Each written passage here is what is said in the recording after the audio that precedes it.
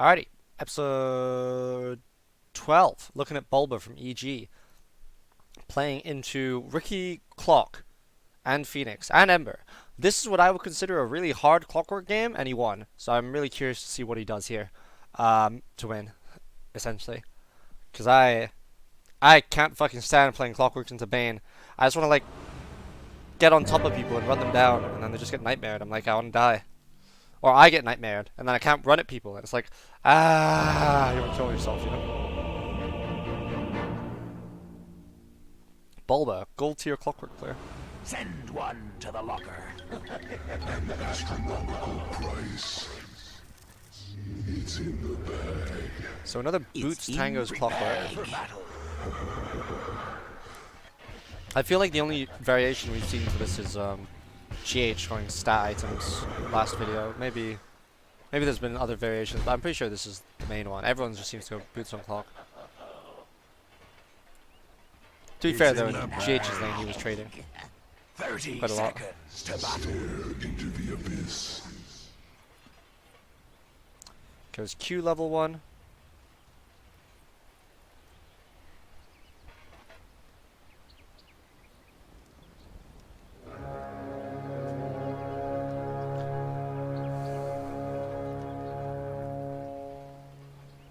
The battle begins.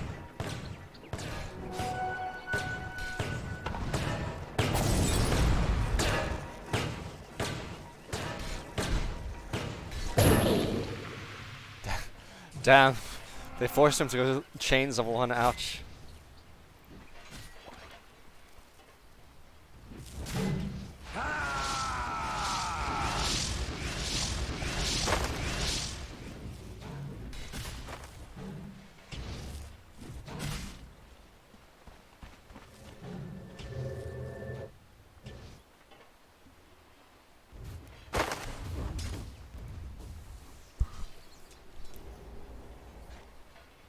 So I've had coaching recently, so I'm really trying to focus on how much emphasis the POS 4 usually puts on in terms of contesting the fives pulls and less emphasis on getting levels. One by one. So it puts emphasis on blocking the small camp in this situation.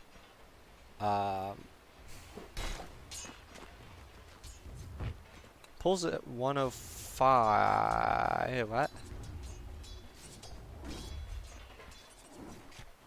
I don't think the Bane was gonna pull the wave though.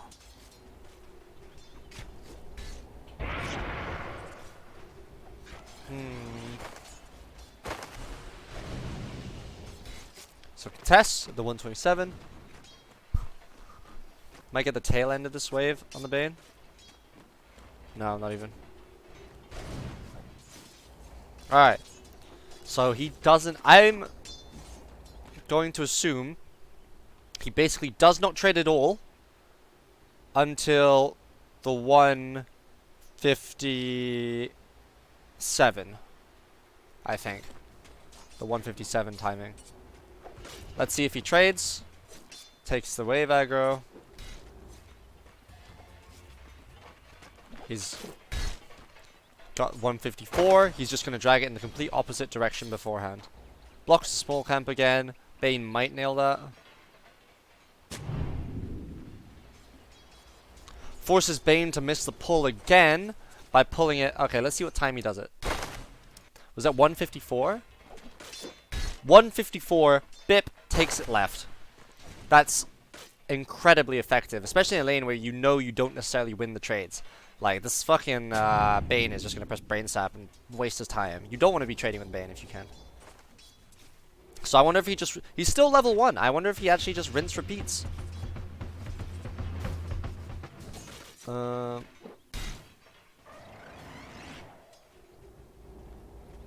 Similar to what GH was doing, he's going for this very, very early urn build-up.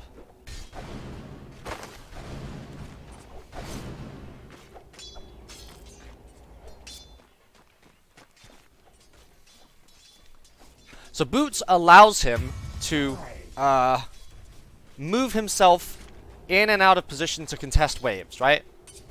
He doesn't need Orb of Venom because... Oh, sorry, I'm just thinking of this from the perspective of Earthspare, or like typical melee fours in general, right? Boots means that Clockwerk as a hero is both difficult to get on top of with his Q and hard to stop from contesting pulls as a 4, which is the strength of the hero. He's tanky, he's quick, and he's hard to really run down or trade with in terms of just raw right clicks, unless you're like 2 ranged heroes.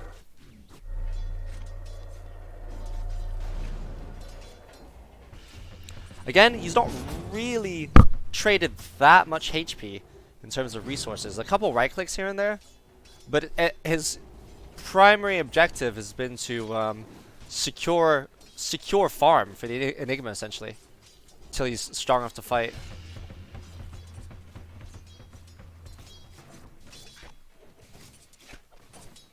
Denied.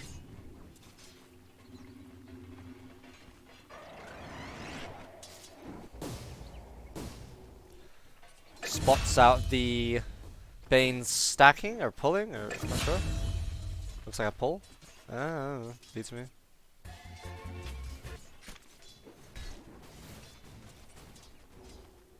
Probably was a stack. Double damage. Dire's structures be fortified.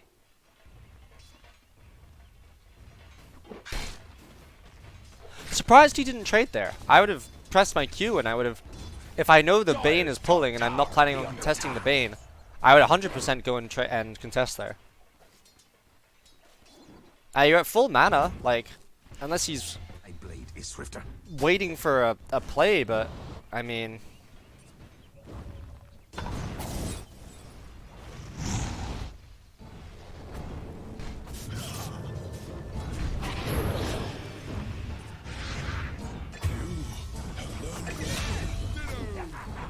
Radiant's middle tower will be under attack. Double kill.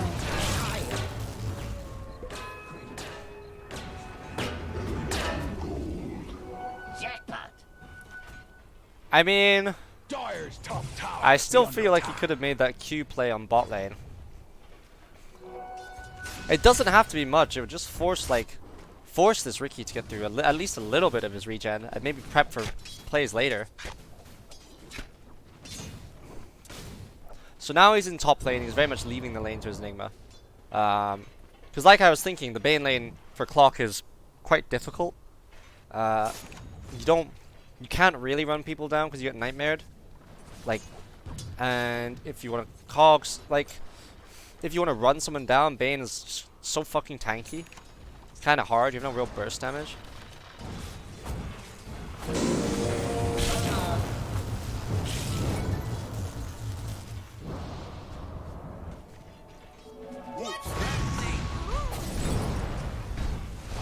Killing spree. Oh, so much damage, dude. Ouch. Ouchies.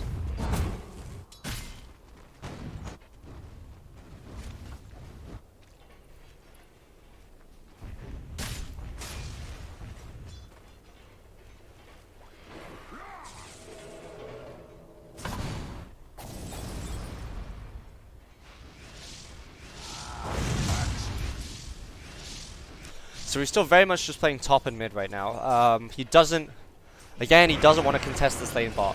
So he's being disciplined, he's not even fucking bothering. He got the ward down, he's gonna leave it to his An astronomical price. Before I leave the lane, if it's an unplayable lane, I have to make sure that I get a fucking ward down.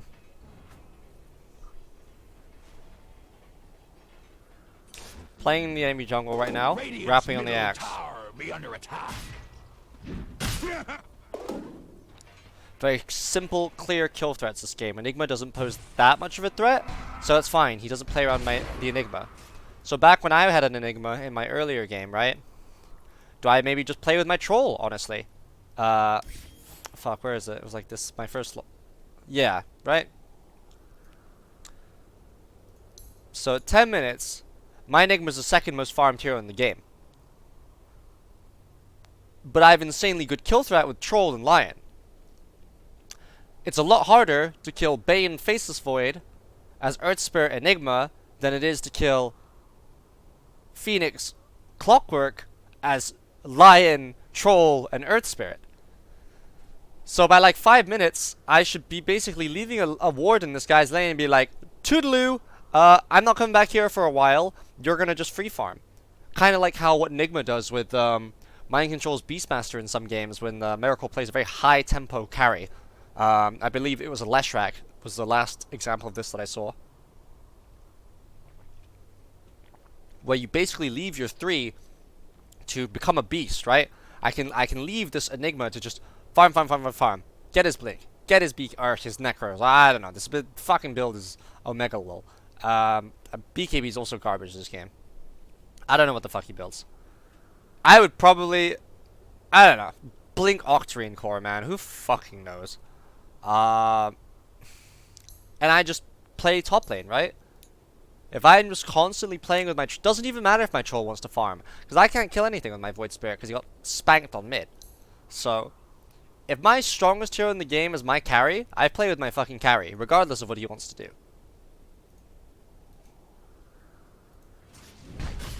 Someone's got to make the tempo, and if it's my carry, so be it. And he's recognized that there isn't a whole lot he can do. It's very similar. Ricky Faceless Void. Hard to kill safe lane heroes that require a lot of commitment, essentially, right? Just doesn't even fucking bother with it. He's like, alright, I'm top lane, or I'm mid lane. Have fun. If I force a TP mid lane, then I'll go top. If I force TP top lane, I'll go mid lane. Very simple play. They've got the ward set up as well, the ward behind the tower. So that's what I should set up as the 4 in my games. I should set up a ward for my off lane. If it's an off lane I don't have a lot of kill threat with. Like when I was playing with Sam's Bristleback earlier, just leave the ward in his lane and then fuck off. I love his rune control as well. So he's playing around the Bane by not playing into the Bane, essentially. Stay dead. He goes Aaron into Bane, which I love. Makes Nightmare fucking worthless.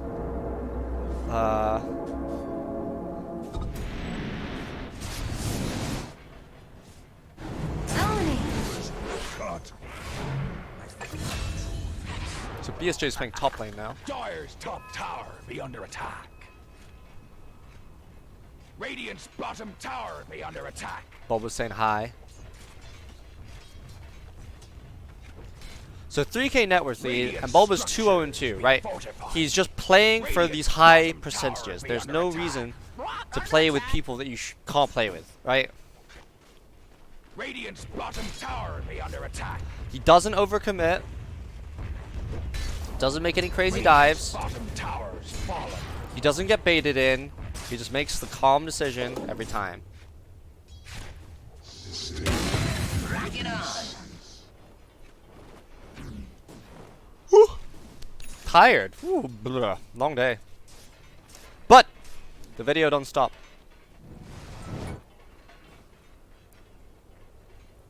Dire's middle tower. So I imagine Bulba's now just going to posture on the high ground securing runes, or will he invade? He knows Ricky's playing top. He knows there's like probably 2 more heroes with him. Oh, he knows 1 hero's bot. He knows Axe's bot. I still don't think he can straight contest that though. Gets his dust prep for the Ricky and just rushes the Vessel now. Just stick Vessel A. And it's off. Not what you expected. I'm dead. BSJ dies there because his team's not set up the sentry in advance. Under attack. Worthless swabbies. Oh, 20 HP. What a player, man. What a player. Alright, Bulba feeds to enable his mid lane. Tactical, very tactical. Now his mid lane feeds because he's a dog. X, D, D, D, D, D. Now, the Bane is playing top. Bulba's looking at all of these heroes regen, right?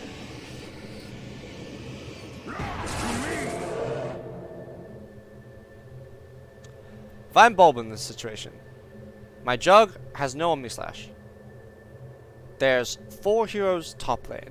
My Enigma is applying pressure, but I know that they've TP'd to this top lane.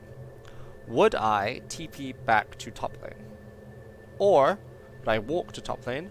Or would I go to mid lane? Or would I go to bot lane and play around my wards?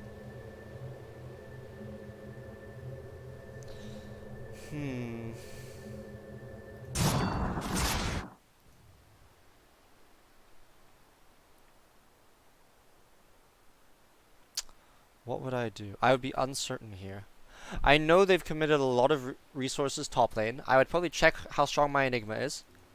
I would check if he has a cart wave. My Enigma has a cart wave. I would probably... I'd probably... He's got TP.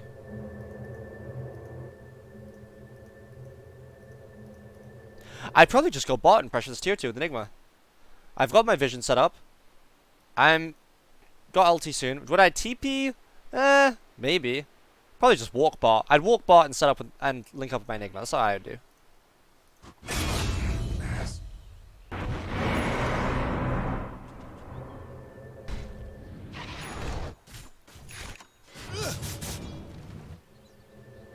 So, Bulba wants to fight top lane. I guess if his team... If his Enigma says, like, look, I'm strong, guys. I can fight. Let's go. Then I think it makes sense. But let's see what he does with his TP top lane. Because I don't think he has a super large amount of options, essentially, in terms of this move. They're going for a smoke play. Okay.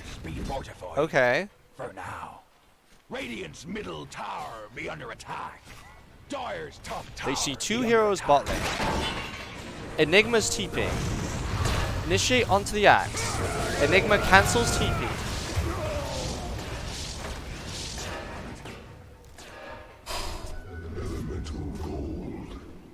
So let's go back through.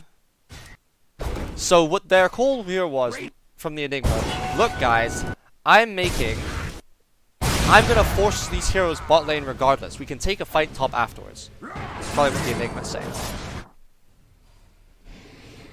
So this guy dies top, but it doesn't matter. Bulba sees Ember's TP mid. He sees the TP mid, pings out to go top lane because there's no Ember Spirit.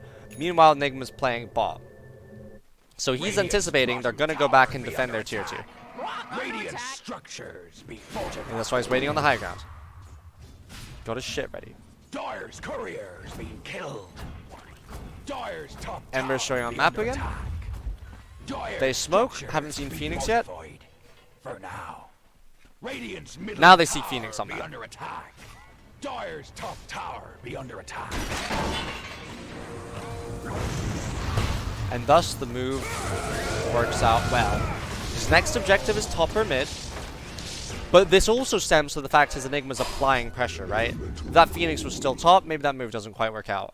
But then if that Phoenix is still top, that's probably a tier 2 bot. So, just overall good awareness.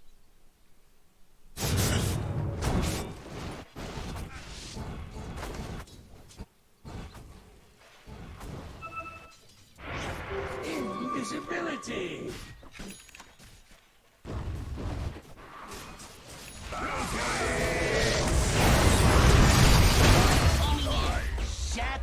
Interesting. They have the lane ward to watch people entering. Double kill.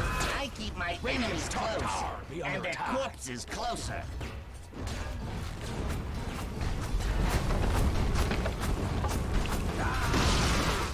Radiant's top tower is fallen.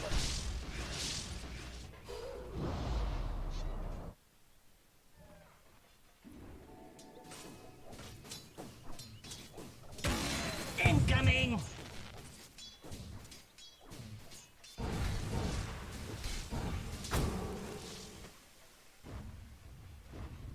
Radiant's middle There's no tower ulti available. be under attack. Sees his Enigma everything. Be fortified. This Ogre's got gone on. He knows there's 3 heroes top lane. I would move through bot lane and I would posture on the high ground towards mid lane from bot. That's what I would do. Because I know my Enigma's strong. He says, okay, taking wave XP. Thinks it's jungling, fair enough. Radiant's top tower be under attack.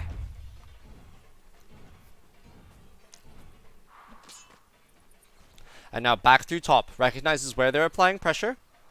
realizes there's already pressure being applied bot anyway. So we can take this fight because there's pressure being applied bot.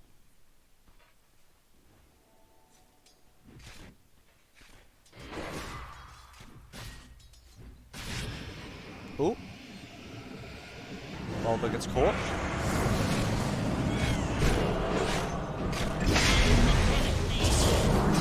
Oh my god!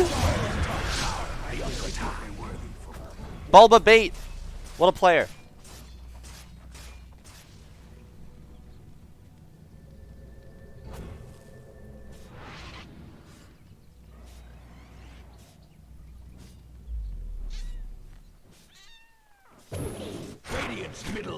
So he chooses to go bot here.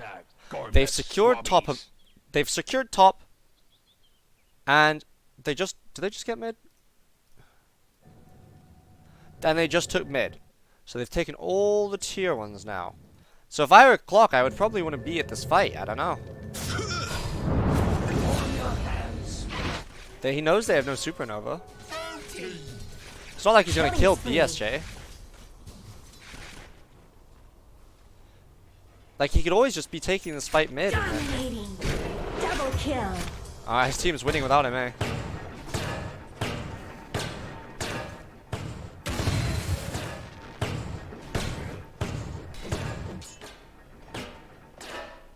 I guess he just recognizes his team's strong without him. He doesn't need to be there. I would 100% just gone for that fight mid and then transitioned into bot lane. But ultimately, BuLba's going to be here playing the bot lane anyway. Does he not want to be mid to take that fight because there isn't a side lane pushing in? Like, he values having this side lane pushed in more than he values taking a fight on that mid lane. Because there's nothing to gain for it, right? Remember what Adestam was telling me. It's down to playing for objectives. His team's next objective is very likely this bottom tier 2. He has 2 wards in the area already, right? So why would he want to take that fight mid lane unless they're overcommitting under his tower, really? If it's outside of, if it's from anything under his tower, you probably won't want to take it. If there was no one defending the mid lane and someone's shoving through, about to move through bot, he would probably go mid and then shove through bot. And link up through bot, rather. His team. So he's forced a hero here, and he's like, team, I've forced someone to go bot lane, they have no Ember Spirit, take this fucking fight. And it's Radiant structures be fortified. Dire's top tower. Oh my god!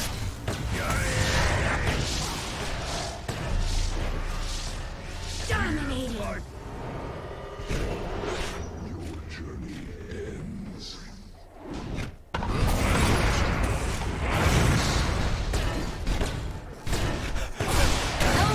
Boxed BSJ in. Dire's middle tower be taken not the fire. strongest enemy So, I've grappled with. I don't want to watch. I'll watch up until 20 minutes. I really want to focus on my first 20 minutes of Dota right now, and see and take what I can. So he'll take fights. He'll look if there's a fight in a side lane. He'll look at the opposite side lane first. If the opposite side lane is pushing in, he's happy to take the fight. And it also extends to mid lane as well. If mid lane's pushing in, if mid lane's being pressured and neither side lane is pushing out, he would rather apply pressure to the side lanes than take that fight mid. Unless they're directly under his tower and it's like just too good of a fight not to take, and they just win it and they get map control anyway, right? Because those 3 kills mid didn't really get them any map control. But BuLba shoving bot wave gave them the space to play top for 2 kills, to shove in top wave, pressure top tier 2, so now I imagine they can swing through bot with like 3-4 heroes, because top tier 2 is being pushed in. After this, and I would like, I think, Radiant's top tower so yeah, be BuLba under shifting attack. through bottom, it looks like, yep. Gets his vessel, let's see if he keeps going bottom. His team's going bot, okay, cool. Boom, there it goes. So it's very much BuLba's like hyper focused on what's the next objective we can get. Is the opposite side lane pushing in if it's a side lane? And if there isn't a side lane pushing in, I'm gonna go push that fucking side lane. If there is a side lane pushing in, I'm gonna go. And if it's the mid lane, I'm basically not going to do anything unless like I explicitly have to, because as a pos 4, it is not your job to defend the mid lane. You have the dead lane. The dead lane hero of your team will be either your 5 or your 3. Players here.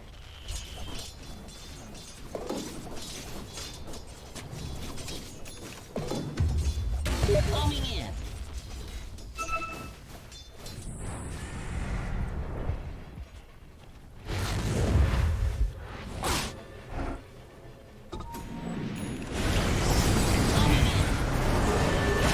Killing spree. Here's stealing your eye. Given. And it's off. Doyer's couriers be rather thoroughly keelhauled. Boom. There it Radiant's goes. couriers. Radiant's bottom tower be under attack. Rock under attack. Radiant's All right, it's past 20 minutes.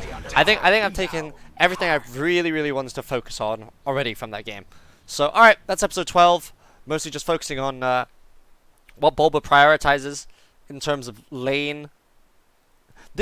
Watching BuLba's priority is probably the biggest takeaway from this game, and how he is playing with objectives in mind. I think that's really cool, because it's not like their vision's been amazing or anything, but he took it upon himself to shove that side lane, and shoving that side lane made pressure.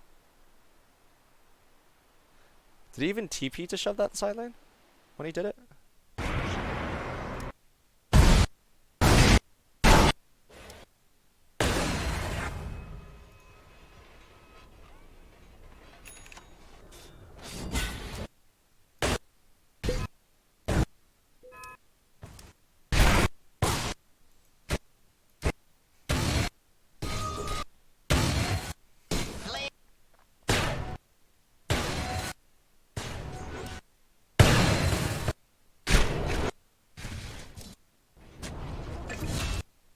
Radiant's middle tower.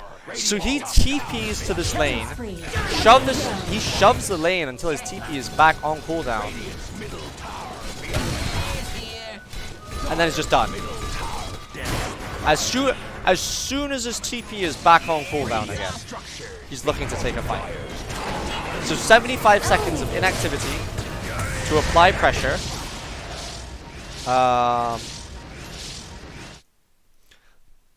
75 seconds of inactivity to apply pressure, and he's rewarded by taking this fight because Ember was there, or whoever the fuck was deep pushing that lane. Awesome. All right. Cool Tang. Episode 12. Yeah, boy.